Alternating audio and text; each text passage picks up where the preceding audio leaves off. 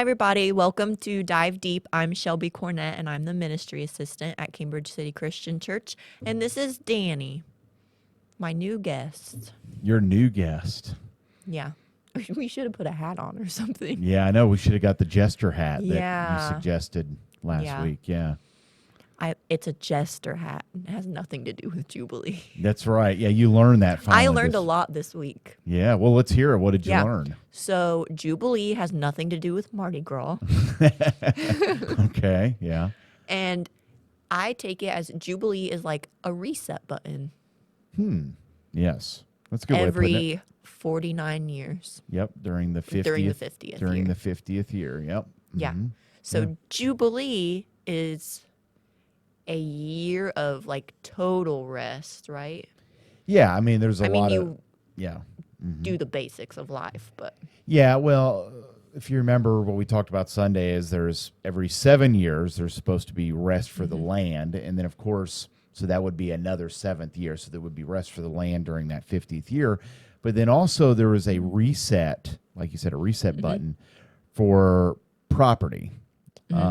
People who had lost their property or sold it for different reasons, that it would revert back to those families. And did it surprise you that there was no evidence in the Bible that it ever happened?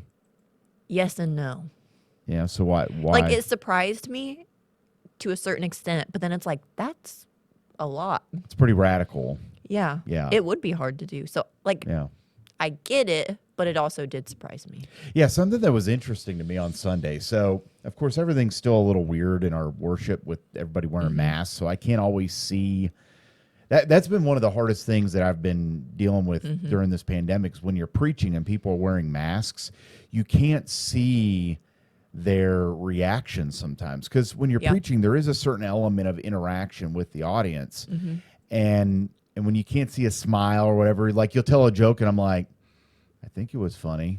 But, but you can't tell, by looking at people's faces, and most of my jokes aren't funny anyway. They could be so. making like ugly faces at you. Yeah. Yeah. They could be like, I hate that joke, but I wouldn't know it. I think it's great, But something I noticed Sunday that was really interesting is when I talked about this idea of property going back every 50 years, there were a couple of people I noticed that were like shaking their heads like, yeah, I thought that was weird. that no, like that's not right. That shouldn't happen. People. And when they do that, is it just for that year and then they go back, or is it? No, the idea was that it would revert back. Yeah. So you buy or sell land knowing you're going to go back. Now, yeah, and that's where it gets a little bit, a little bit questionable. Like, how does this work? Because what if I purposefully sold it? Let's say I wasn't in a bad financial situation. I just didn't want the land anymore, and I sold it. Does that count to go back? I would probably say no, but the idea, though, we have to remember, sometimes we can get mired in the details of, okay, well, should it go back or whatever? But what God was trying to point out is the importance of watching out for each other. And I think the major thing he was concerned about was that he wanted to make sure that people who had either been taken advantage of or ran into a bad financial situation, that they could have a restart. And that's kind of what it was about. And we're going to delve a little bit more into it for this coming Sunday about the idea of the sevens, how important sevens are, but in the Bible. But it can get kind of dicey as to how it works. Like, what if? And then another question, like, what if somebody makes a bad financial decisions, or they're lazy, let's just say, and they don't do anything, and they lose their land? Well, should they get it back? Well, that doesn't seem right. Right. It is. It's a hard seems like one. there would be a whole lot of like fine print behind it, if that makes sense. Yeah. It's confusing. Yeah. Yeah.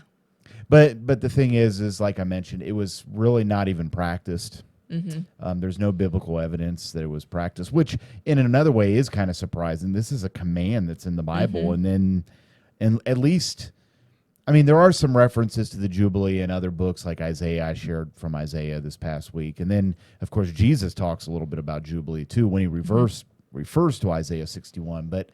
But there's just not a lot of mention of it, which kind of is It makes me surprising. wonder.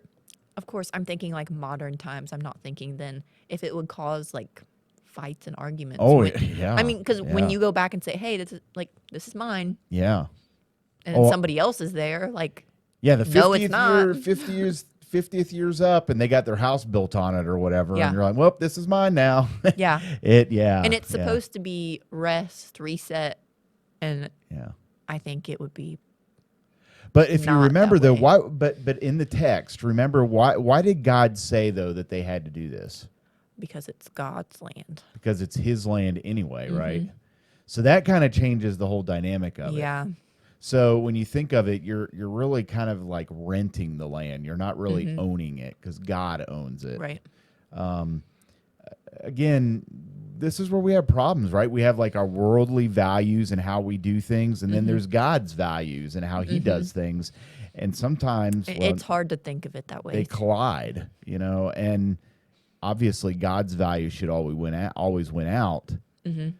But man, it's really hard to like lay aside the Yeah. world's values when in especially in a situation like this. Yeah, and when you've worked so hard for something, and yeah, I mean, let me ask you this, Shelby. Like, if you were, let's say you were an Israelite that lived back in the day, all right, and you had gotten this property, all right, you'd bought it or whatever, and you were a God-fearing Israelite. I mean, you did everything that an Israelite was supposed to do. You went and gave your sacrifices. You followed the Bible, the rules in the Torah. You did all these things. How would you feel in that 50th year? Do you think you could do it? I don't know. Like, Yeah. I would like to say, yeah, I could do it, but it would be hard. It would. Because a know. lot of times you acquired that because of hard work or whatever, to be able to buy Yeah. it or, I'd like to say yes, but I don't know. I don't know if I could do it. Yeah, I'm there with you. I mean, I would like to think that like my house, like where I live now, for instance, bring it into the 21st century, right? So, Right. that whoever owned the land first, they would be like, all right, 50th year, and okay, I'm following God's commands, but I don't know. It's a tough passage. It would be hard. Yeah, It makes me understand a little bit why it doesn't happen. yeah, yeah, Yeah. yeah. It's hard. And then, okay, this week we also talked a little bit about forgiveness. Yeah, Right. and really that was the main point of Yeah. of the sermon this week was the idea of forgiveness and And jubilee. I never would have thought of forgiveness as rest, but I mean, it makes sense that you're restless in your mind. So then when you let that go, Yeah, I had a couple of people this week mention to me that they had never realized that the word forgiveness and release are the same word in the original language in Greek. it makes sense. But we do kind of differentiate. I mean, we have like I guess what you would call like a superficial forgiveness, and then we have a heartfelt forgiveness that would be more of what the Bible's talking about, which is Right. release. But there doesn't seem to be a word in the Bible that has this superficial forgiveness. It's all release. Yeah. So that's hard too, right? I'll be the first to admit I'm not good at that. Yeah.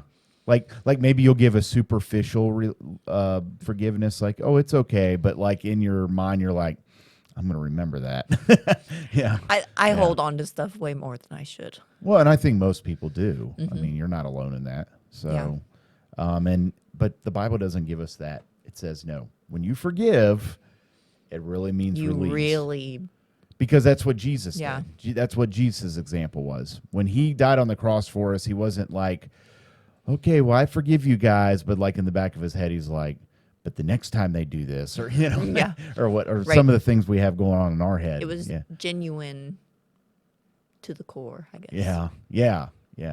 So it was a challenging one this week, not Yeah, just it from was. a practical standpoint of the Jubilee when it comes to Mm-hmm. land possession and whatnot, but then when we're talking about giving Jubilee or release with forgiveness. Yeah. Yeah. Yeah, it was hard. It's a hard one. Yeah. But it was interesting. I learned a lot. Yeah. So at our men's group Monday night, we talked a little bit about, the sermon, and I asked everybody, I said, why is it so hard to forgive like in the biblical sense, forgive someone? I mean, what do you think? Why is that so hard? care about yourself and remember your hurt feelings. Yeah. That was really good. Nobody said that Monday night, Shelby. You're That's smart. what You're pretty smart. Yeah. That's right. I knew it. It just finally came out. No, I'm just kidding. But no, Danny just realized that I have some thoughts. no, I'm just kidding. But no, that it is. It comes down to our selfishness. Mm-hmm. I mean, it's like, Like, you did that to me. yeah, So, yeah. I know this Sunday I'm talking a little bit about how, like, with holding a grudge, there's something about it that's kind of like a pet, right? Like, you got to feed it and you got to pet it and you Yeah. got to, embrace it and let it grow. And there's just something about that we do with Yeah. our grudges. And release has no room for grudge. mm-hmm. But we usually choose grudge and not the release. Yeah, Yeah. I do that. Yeah. It's easy to do it. Yeah, it is. We're sinners. So, this is our last week. Yeah, we wrap up the pause series this Mm-hmm. week. We're going to talk about sevens again. It's been, I was telling you earlier today that this series has kind of gone in a different direction than what I thought. But I think it's been good. And because I do think that many of us are struggling with finding rest, not just physically. We talked about that the first week, but like with our souls and in our relationships, there's no rest because we're holding grudges or we feel like we're missing something, and so I think it's kind of been cool how the Holy Yeah. Spirit's kind of moved it in a different direction. Yeah. And it's rest in ways you don't think about. Yeah. So we'll wrap it up this week, and then we start a series on Halloween called Relational Vampires. Fits in just perfect, right? For the I'm going to wear my old Twilight shirts, oh, okay. and then I'll really get fired. What? You Dan- think because no. you're wearing a Twilight shirt? Danny and Travis make fun of me because I make Twilight references. Just so you know, I'm sometimes. Team Nobody. So, all right. Team Edward. Travis like that. That's right. Team Edward. I'm on Team Nobody. I like no sparkly vampires. And that's right. No sparkly vampire. You like werewolves. Gee whiz. Yeah. All right. Anyways. Well, once So- again, you allowed this podcast to derail. We did really good. We did And pretty then you had to good bring Twilight until into it. You said vampire, so I didn't say Twilight, though. that's where my mind goes. Okay. And I was talking about a sermon series title. true. So, My fault. That's all Anyways, right. so we'll wrap up pause this week and talk about it next week, and then we'll start relational vampire. yes. So we will see you next week.